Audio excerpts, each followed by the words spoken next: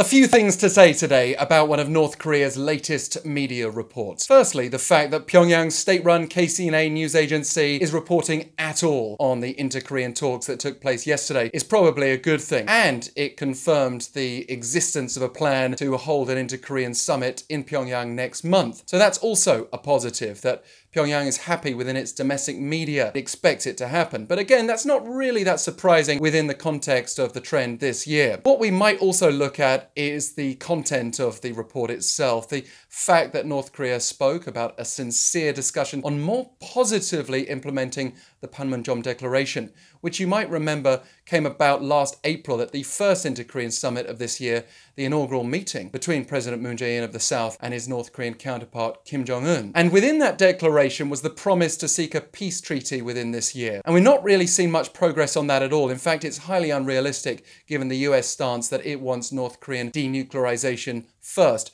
But North Korea is simply not letting this issue go, and we're seeing that conveyed through its state-run media again and again. It's going to be another huge sticking point when Moon comes together with Kim, because we know that Moon Jae-in is also happy to pursue a peace treaty this year. It's really from the US side, for its own political and military concerns, it doesn't want to give in to North Korea on that front just yet. Another area of the Panmunjom Declaration that is an area of optimism is they promise to bring families together for reunions, relatives who've been apart for decades, and the Unification Ministry in Seoul has confirmed that it will send a team to North Korea this week on Wednesday, just tomorrow in fact, Liberation Day, marking the Korean Peninsula's freedom from Japanese colonial rule, something North Korea can certainly get behind as a celebration as well, to bring those families together to pave the way for that in any case. But a final point to make would be on timing, because South Korea said after the talks yesterday that it was unlikely the summit in Pyongyang would take place in early September, but also there'll be a UN General Assembly meeting from the 18th. So there's really a narrow window in the middle of September when Moon Jae-in and Kim Jong-un can get together.